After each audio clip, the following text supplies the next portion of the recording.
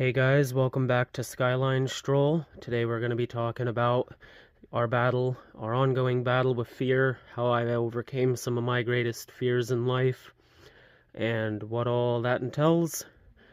I've mentioned that I, at one point in my life, was terribly afraid of fire, and that if someone were to strike a match or lighter in front of me, that it would freeze me.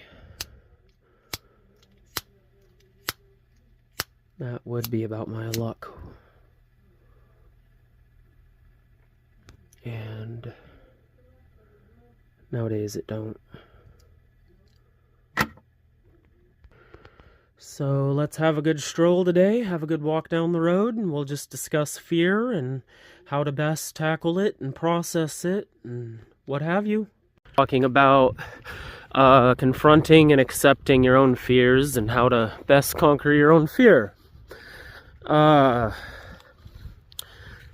Well, for starters, I'm doing the face reveal in this episode because, well, it felt appropriate with the conquering fear thing. And so let's talk about that. First things first, it is completely natural to experience and feel fear. That's just part of life, guys. We're all afraid of something. I actually left my denture out for this walk to make myself a little uncomfortable with this video as a way of confronting fear while I'm at it, because I am insecure about this messed up tooth. And now I'm putting it online. So, confronting fear, feeling fear, it's completely natural. It's a normal part of life, and if you're telling yourself that you don't experience fear, oh, I'm not afraid of anything, you're just not looking hard enough. You're just not looking hard enough. There is something that scares you, I'm sure. There's something that scares all of us. And if we don't confront it, if we don't accept that we're afraid of it, it'll paralyze us, it'll restrain us. I don't remember who this is a quote from, but I heard this a few months ago and I loved it. It was, fear doesn't stop death, it stops life. And there's something beautiful in that, guys. So find out what you actually are afraid of, accept it, own it, and then you can start the magic. The next step is developing some serious patience. If you can be patient with yourself, you can slowly expose yourself to this fear every day, every week, something like that. Whatever you're afraid of, make yourself confront it. You'll normalize the fear, and by normalizing the fear, you'll still its power one bit at a time. It won't have as much a hold over you. And eventually you can even push the thing over. I mentioned how I was afraid of fire as a youth.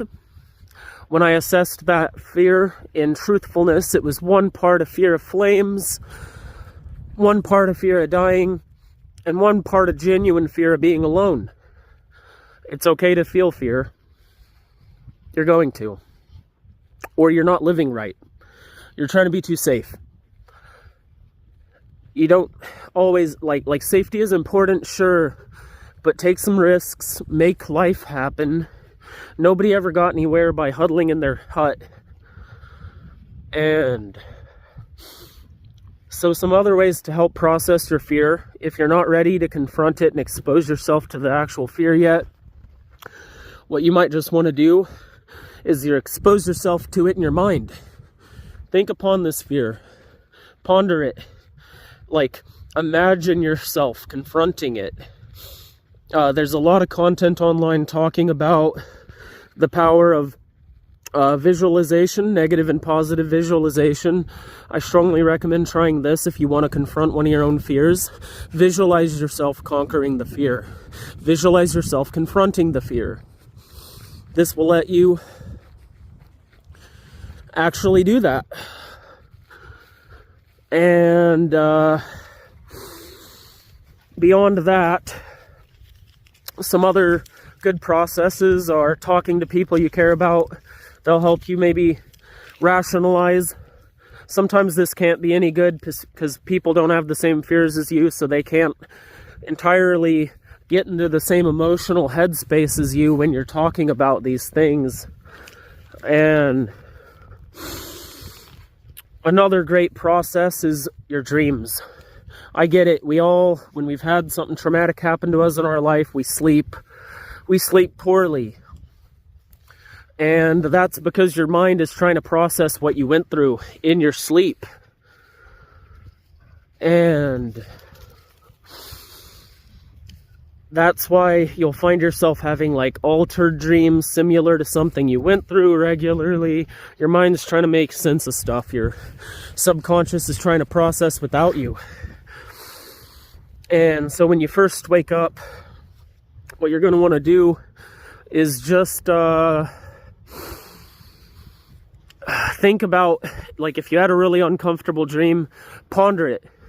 Ponder that dream and wonder, why did I have that dream? What emotion was I not clicking in that dream? And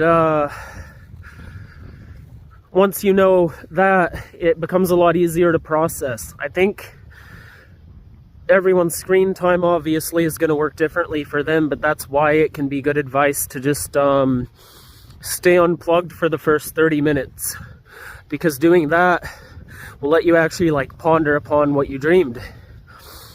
I used to smoke a lot of weed, and that'll also keep you from having real dreams.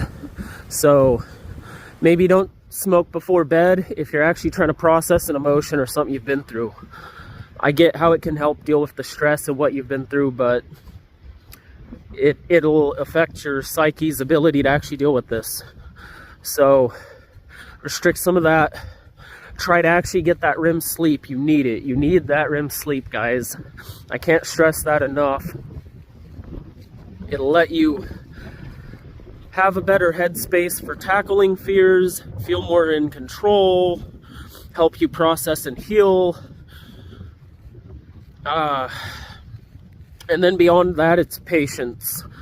Once you're all set up to actually start exposing yourself to whatever you're afraid of, be it rejection from a significant other, or failing at work, or the economy, or like, God knows what. We're all afraid of different spiders. Some people are terrified of spiders. Whatever it is, that's how you start. You expose yourself to that thing a little bit each day that you can. When I was little, we would go to these camping event things at least one a month, sometimes more. And someone would always leave their campfire unattended at night when we all went to bed. And if that happened, I just wasn't sleeping that night. I would go sit 10 feet away from the fire in the cold and watch it until it burnt out. But each and every year, 10 feet became 9 feet, 9 feet became 8 feet, 7 feet became 4 feet, 4 feet became cooking. So tackle it. Tackle it, and know that you have the ability to tackle it, and that fear is a natural part of the life cycle. We all do. So if you can accept that it's just part of life, and that it's your responsibility to confront it and beat it, then you can do that. Then that's what you need to actually do that. Guys, I gotta encourage cutting yourself some slack too, though. The energy of like, oh, you shouldn't, oh, what, you can't confront this or that, you can't accept this. Like, you're not a pussy for being afraid. You're human. And, well, that's what we're all here to do, is experience the human experience, right? So by all means, the next time you find that butterfly feeling in your stomach and your nerves start to rise, say, Hello, fear. Let's have another round, shall we? I don't know what else I'd really want to add to this, except take care of yourself. Have a lovely night. I'll be going into more detail about some of my other fears and some of the more nuance to confront them in the next video, so that's actually going to be a bit different. I was very pyrophobic, but also I definitely struggle a bit with a fear of commitment and trust. So in the next video, I will be going into those two and telling you what you can do to help work through that. Because if you can't trust either people, you're not going to get good people in your life. So it's real important to take care of yourself, put yourself back together when life rolls you, and accept that we all feel the whole emotion wheel, guys. So it's cold out here. I'm gonna head inside for the day, and you guys have a lovely evening, and thanks for watching Skyline Stroll.